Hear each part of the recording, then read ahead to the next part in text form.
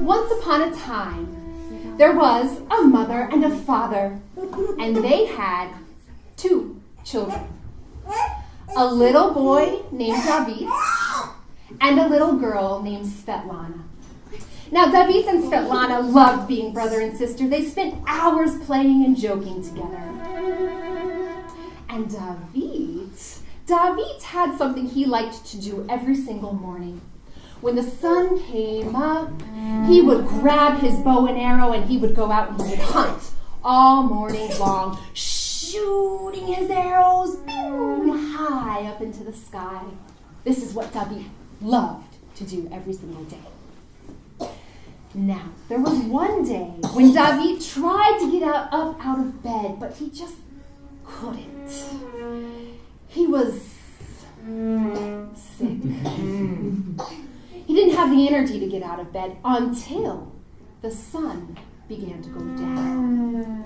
And once the sun was down, David, he hopped out of bed. He suddenly had energy. He was, in fact, bouncing off the walls. And when the sun came up, he was suddenly sick again. And he was sick in bed all day long until the sun went down, when he suddenly had enough energy to hop out of bed. And he was bouncing around. He was ready to go, but it was nighttime. And when the sun rose, he felt sick again. And all day long he was sick in bed. And this happened day after day after day. The sun would come up, David would feel sick. The sun would go down, David would feel great. But Svetlana missed David. She couldn't play with him because he was in bed all day. Oh, poor David.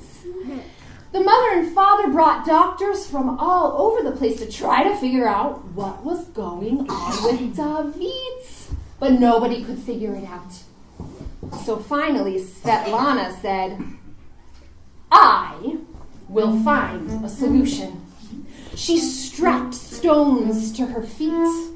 She said, I'm going to go find the sun. I'm going to figure out from the sun what's wrong with David and how he can be helped. And I won't take off these stones on my feet until I figure it out. And so, Svetlana set off from her house. And she walked, and she walked, and she walked, and she walked, and she walked, and she walked, and she walked. For days, weeks, she walked. Until she came to a little house. And she'd been walking for so long, she wanted to go inside. So, she knocked on the door. A kind-faced woman opened the door. Oh, my dear, you look so tired. Won't you please come in? Sit down. Have some food. So, Svetlana went into the house. But as soon as she was in the house, she heard, a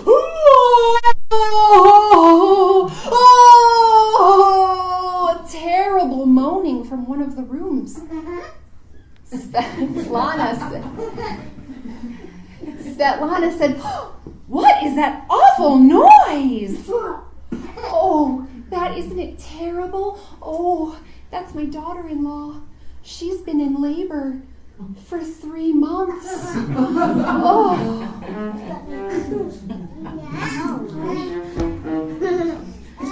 Well, Svetlana thought, and then she told the woman the story of why she was on her journey. And she said, and if I find the sun, I'm going to ask him what is wrong and how your daughter-in-law can be helped. And so the woman was so thankful to Svetlana that in the morning she made Svetlana a big basket of food. And she gave it to Svetlana to take on her journey. And that's right, a big basket of food. And so Svetlana set out from the house. And she walked, and she walked, and she walked, and she walked, and she walked, until she came across a field. And all the grass in that field was brown and dried up and withered. And on the edge of that field was a sickly-looking sheep with scraggly wool hanging down. Ugh. And that sheep was standing at a row of bushes with big, hungry eyes. Well, Svetlana saw that sheep standing there looking through the bushes towards a beautiful field of lush green grass, and Svetlana said, "Hey, sheep! Why are you just standing there? Why don't you go into the field that has the lush green grass?" And the sheep said, "Oh, I would. I've been standing here for 3 years, just hungry, looking at the green grass, but I'm afraid if I cross through the bushes, my wool will get stuck and then I'll be stuck." Well, Svetlana thought, and then she told the sheep the story of why she was on her journey. And she finished by saying, "And if I find the sun, I'm going to ask him how you can be helped." The sheep said, "Oh, thank you." And Svetlana continued on her way. She walked and she walked and she walked and she walked and she walked and she walked until she came to a forest, a big, deep forest. And she started to walk through that forest until she came to a big clearing in the forest. And in that clearing stood a handsome stag. But the stag was just standing there, frozen in fear. The stag had big antlers that went way up into the sky, so high that you couldn't even see the top of the antlers. It looked like they went right into the clouds. And Svetlana said, "Stag, why are you just standing there? The forest is your home. Why don't you go into the trees?" The stag said, "Oh, I would, except, my antlers must have gotten enchanted. They just suddenly sprung up out of my head, way up into the sky, and now I'm afraid to move. I'm afraid they're going to get stuck on a tree, and then I'll be stuck there forever." Well, Svetlana thought. And then she told the stag the story of why she was on her journey. And she finished by saying, "And if I find the sun, I'm going to see if there's a way that you can be helped." The stag said, "Oh, thank you. I really appreciate that." Well, Svetlana started to walk out through the forest, but she had an idea. She looked at those antlers that went way up into the sky, and she thought to herself, up until now, I've kind of just been wandering around. But those antlers are going up so high, they almost look like they're into the clouds. I bet if I climb those antlers, I'll find the sun. And so Svetlana asked the stag if she could climb his antlers, and he said, "Oh, yeah, that sounds good." And so Svetlana jumped up and she began to climb the antlers. She climbed and she climbed and she climbed and she climbed and she climbed and she climbed and she climbed and she climbed. She climbed up through the treetops, up through past the flying birds, up past the stars until she got to the top of those antlers. And when she got to the top of the antlers, she hopped off and she was standing on the floor of heaven.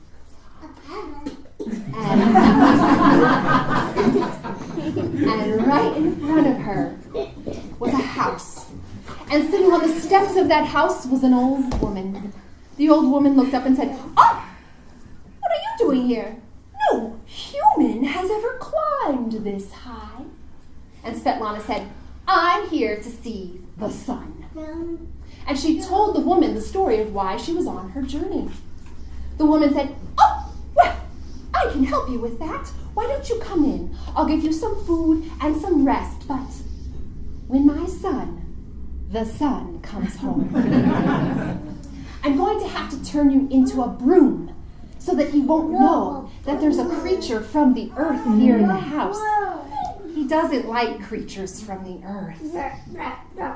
And so the old woman brought Svetlana into the house And they sat and they had a lovely meal together, talking back and forth. And when the light grew dim outside, the woman turned Svetlana into a broom. And she leaned Svetlana up against the wall next to the table. And then the door opened. And in came the sun. Mother,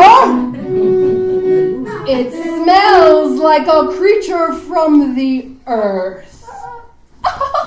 No, that's silly. There must have just been a wind coming up from the earth today, and now it's wafted into the house.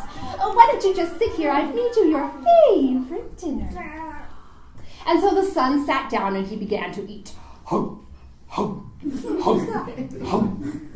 And his mother began to talk. She said, "Ah, my son, my kind son, my smart son, my sunny sunshine. You spend all day shining down on the earth below. Why, you must see all of the happenings down on earth. I wonder, are there any creatures on the earth who are in need of help? I am sure that you would know how to help them." "Oh, Mother, I don't want to talk about those creatures down there. They are annoying." "Really? What do you mean?" "Well, for example, there is this little boy. Every morning he goes out hunting. He shoots his arrows up into the sky and they hit me in the face. I don't like that. One day, there was a cloudy day. A perfect day for me to sit back and relax. But here comes an arrow hitting me in the face. I had no choice but to put a curse on that boy." "A curse? Well, I know how kind you are, my son. I'm sure you made a way for the curse to be broken." "Oh, yes, I was annoyed, not enraged. You see, if the boy stays in a darkened room, a completely darkened room, for 17 days, at the end of those 17 days, the curse will be lifted." "Oh, walls, broom, and ceiling. Did you hear that?" "My son is so kind that he made a way for the boy to be helped." "Oh, now tell me, son, you're so smart. I bet you've seen other people down there that need help, that you know how to help." "Oh, well, now that you mention it, there is someone else who I know how to help. There's a woman in a house that I shine through the windows, and that woman has been trying to birth her baby for a long time. If that woman would move from a very soft bed that she is in over to the corner where there's a hard floor, that way baby would come just like that." "Oh, stove, broom, and pot. Did you hear that? My son is intelligent. Oh, tell me, surely there's somebody else who must have a way that you can help them." "Well, yes, in fact, there's a sheep who hasn't eaten in 3 years. He stands at a row of bushes looking across to grass. If he would just rub his wool on one side on the bushes and rub his wool on the other side on the bushes, it would fall off and he would be able to cross through right to the green grass." "Oh, curtains, broom, and table. Did you hear that? My son is so generous. Oh, tell me, there must be just one more person who you know how to help." "Well, now that you mention it, I do know how to help somebody else." "Who is that person? Who's the next person that needs help?" The stag.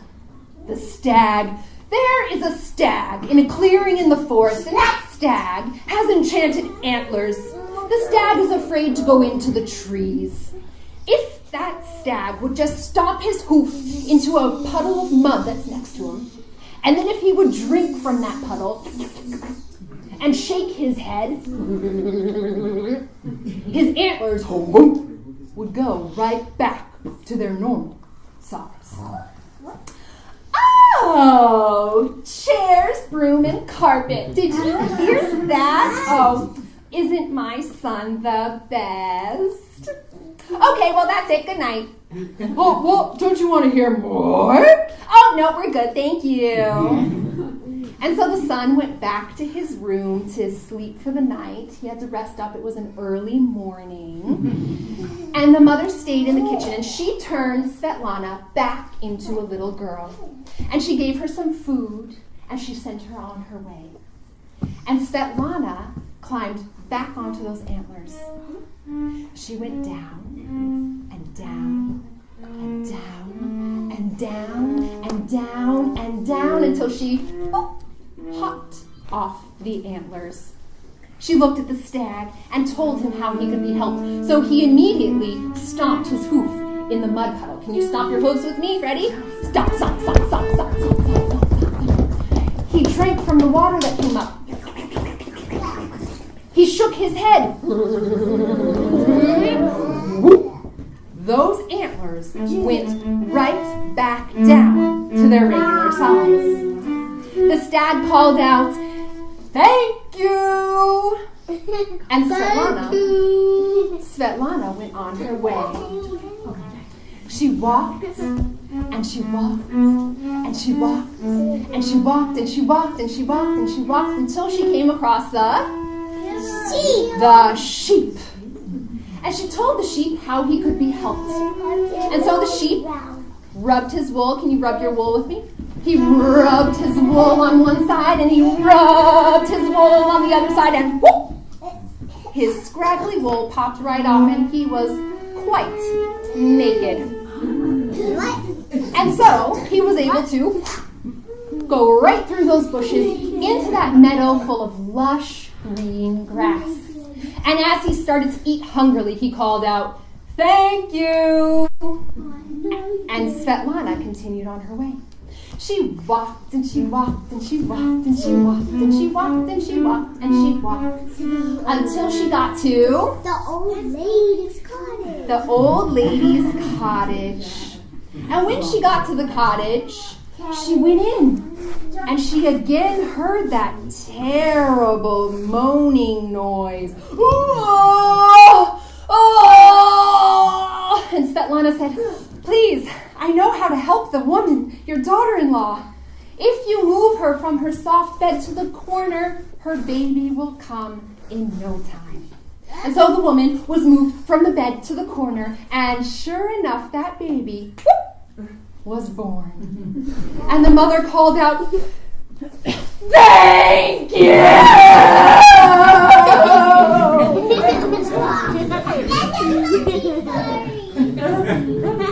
And Svetlana continued on her way. And she walked and she walked and she walked and she walked and she walked and she walked and she walked until she got right back to her very own house. And when she got to her own house, she went into David's room.